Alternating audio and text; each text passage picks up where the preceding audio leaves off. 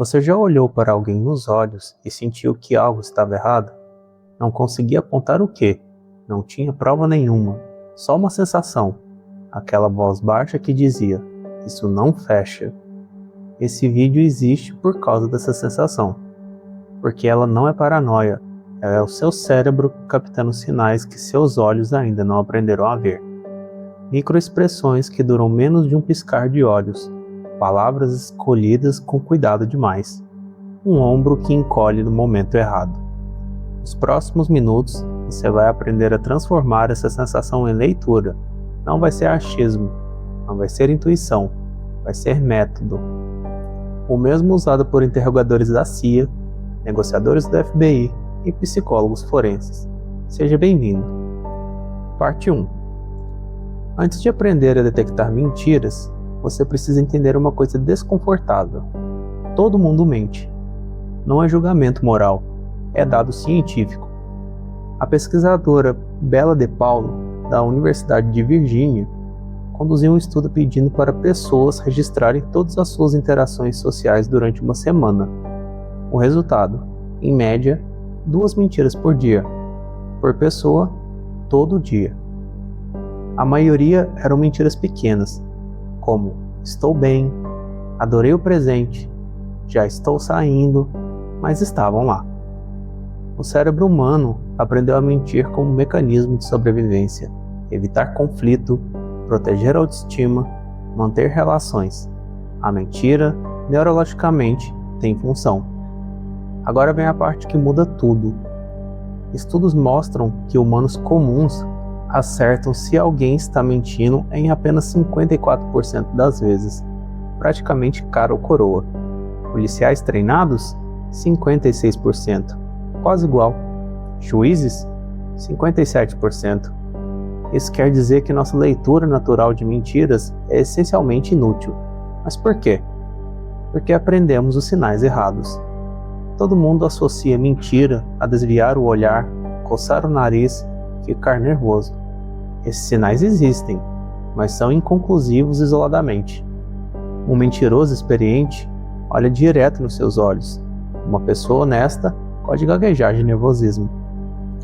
O que funciona não é um sinal, é um cluster, um conjunto de comportamentos que se desviam do padrão normal da pessoa.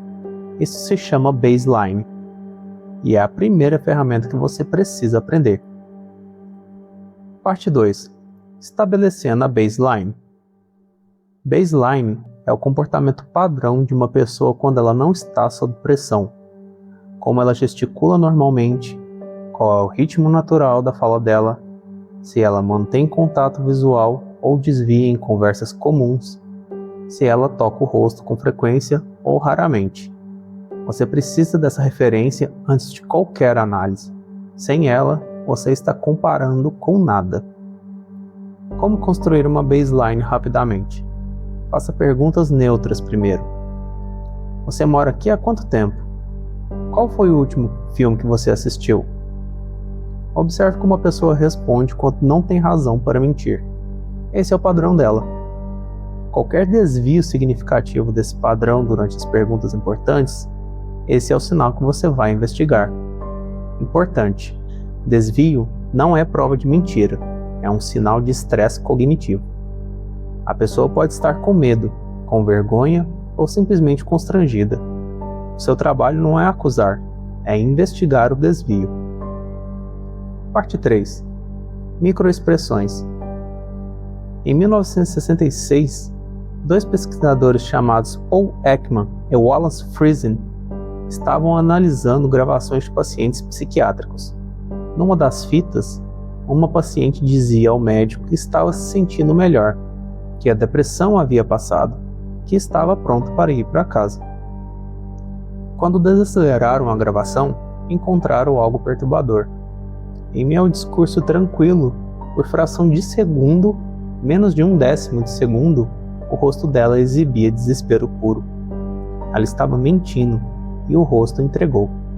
Esse foi o início do estudo das microexpressões. Microexpressões são reações emocionais involuntárias que aparecem no rosto por frações de segundos.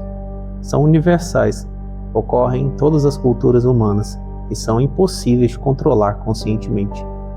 Ekman catalogou 7 emoções universais com expressões faciais específicas: alegria, tristeza, raiva, medo, surpresa, desgosto e desprezo. Cada um tem os marcadores musculares únicos. No contexto de detecção de mentiras, as mais relevantes são: desprezo. Um lado da boca sobe levemente, enquanto o outro permanece neutro. Aparece quando a pessoa sente superioridade sobre quem está enganando. Medo disfarçado de surpresa. Os olhos abrem, mas as sobrancelhas ficam retas em vez de arqueadas. Surpresa genuína arregala e arqueia. Medo abre sem arquear. Alegria falsa. O sorriso aparece nos lábios, mas os músculos ao redor dos olhos não se movem. O sorriso genuíno, chamado de sorriso de Dutchner, envolve o orbicularis oculi. O sorriso falso não consegue ativar esse músculo. É a diferença entre estou feliz e estou fingindo estar feliz. Tristeza momentânea. Aparece por fração de segundo quando a pessoa afirma algo positivo, que não acredita. Os cantos internos das sobrancelhas sobem levemente. Dura menos que um piscar.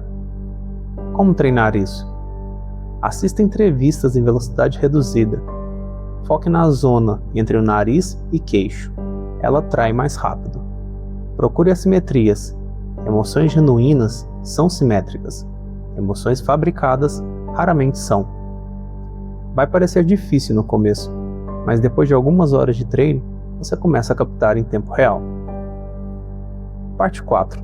Linguagem corporal. O rosto é rápido demais para a maioria das pessoas. O corpo é lento demais, mais generoso, mais fácil de aprender, e trai de formas que ninguém espera. O primeiro grande erro das pessoas ao ler linguagem corporal é focar nos sinais errados. Cruzar os braços não significa nada sozinho. Desviar o olhar não significa nada sozinho. Ficar inquieto não significa nada sozinho. Mas um cluster, 3 ou mais sinais aparecendo juntos, no momento de pressão, esse sim é informação. Aqui estão os sinais corporais com maior correlação a engano. Autotoque. Quando alguém toca o próprio rosto, especialmente nariz, boca ou pescoço, imediatamente após uma afirmação, é sinal de desconforto com o que acabou de dizer. Não é regra absoluta. É um marcador para investigar. Congelamento. Contraintuitivo. Mentirosos experientes ficam menos agitados, não mais. O sistema nervoso às vezes reage ao estresse com imobilidade. Uma pessoa que subitamente para de gesticular, que tinha um ritmo normal de movimentos, pode estar em modo de controle ativo. Orientação dos pés. Os pés são a parte do corpo mais distante da atenção consciente e frequentemente apontam para onde a pessoa quer estar. Em conversas onde alguém quer encerrar o assunto, os pés giram para a saída, enquanto o rosto ainda sorri para você. Barreiras físicas. Colocar um objeto entre você e a outra pessoa, um copo, um celular ou uma bolsa, é comportamento de proteção inconsciente, não planejado, não percebido pela pessoa que faz. Ombros que encolhem. Quando alguém faz uma afirmação com convicção verbal, por exemplo, eu absolutamente não fiz isso, mas os ombros sobem levemente ou um deles encolhe, há uma inconsistência entre o que está sendo dito e o que o corpo comunica. Sobre os olhos, uma correção importante. O mito mais popular diz que olhar para cima e para a direita significa construção, portanto, mentira. E olhar para cima e para a esquerda significa memória, portanto, verdade. Esse modelo chama de PNL ocular. Foi testado em estudos controlados e os resultados. Não existe correlação confiável entre direção do olhar e mentira. O que existe é velocidade do piscar. Piscar acelerada logo após uma pergunta difícil indica carga cognitiva alta. e contato visual forçado. Quando alguém mantém um olho no olho de forma exagerada, frequentemente indica treinamento para parecer honesto. Honestidade genuína tem ritmo natural, nunca é perfeita demais. Parte 5. Análise de discurso. Até agora, falamos sobre o que o corpo faz. Agora vamos falar sobre o que as palavras revelam. Existe uma metodologia chamada SCAN, Scientific Content Analysis. Foi desenvolvida pelo ex-investigador israelense Avinoam Sapir e é usada em interrogatórios profissionais ao redor do mundo. A premissa é simples. A estrutura do que alguém diz revela muito mais do que o conteúdo. Aqui estão os principais marcadores linguísticos de engano. Ausência de pronome pessoal. Uma pessoa honesta conta sua própria história na primeira pessoa. Por exemplo, eu fui ao mercado, eu comprei as coisas, eu voltei para casa. Quando alguém omite o eu, está se distanciando da história. Por exemplo, fui ao mercado, as compras foram feitas. Esse distanciamento pode ser inconsistente. O cérebro evita se vincular a algo falso. Negação excessiva. Eu jamais faria isso. Isso é completamente impossível. Eu nunca, em hipótese alguma. Pessoas dizendo a verdade raramente sentem necessidade de enfatizar tanto. A verdade, para elas, fala por si mesma. Quem mente frequentemente tenta convencer, e a intensidade da negação é parte do esforço. Resposta que não responde. Faça a pergunta: você estava lá naquele dia? Resposta honesta: não, eu estava em casa. Resposta suspeita: por que você está me perguntando isso? Eu sempre fui honesto com você. Quando a resposta é uma pergunta, uma acusação ou uma mudança de tema, a pergunta original não foi respondida por uma razão. Linguagem qualificada. Até onde eu sei, se bem me lembro, acredito que. Qualificadores criam distância entre as pessoas e a afirmação. São portas de saída construídas antecipadamente. Se alguém usa qualificadores para fatos que deveria saber com certeza, é sinal. Saltos de linha do tempo. Uma narrativa honesta tem continuidade. Por exemplo, eu acordei, tomei café, fui trabalhar, voltei às 6. Quando alguém pula um período de tempo sem perceber, ou descreve um momento anterior e posterior com riqueza de detalhes, mas o período suspeito de repente fica vago, o silêncio sobre aquele intervalo é informação. Indignação antecipada. Antes de qualquer acusação seja feita, a pessoa já se defende. Por exemplo, sei que você vai achar que fui eu, mas eu não tive nada a ver com isso. Ninguém antecipa acusações que não têm razão para esperar. Essa defesa prematura revela que a possibilidade da acusação já estava na mente da pessoa. Como usar tudo isso em conversas reais? Não interrogue, faça perguntas abertas. Por exemplo, me conte como foi, o que aconteceu depois, como você se sentiu nessa parte? Deixe a pessoa falar. Quanto mais ela fala, mais marcadores ela entrega. E nunca revele o que você já sabe antes da hora. Informação prematura fecha a narrativa. Guarde o que sabe para o fim.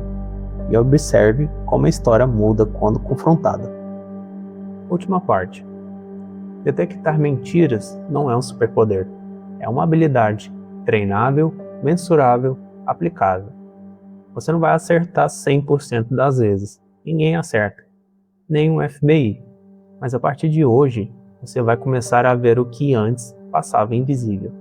O auto-toque depois da frase errada, a pausa de 0,3 de segundo antes de resposta certa demais, o sorriso que chegou nos lábios, mas não nos olhos, a palavra eu que desapareceu justo no trecho mais importante, e quando você começa a ver isso, as conversas nunca mais são as mesmas.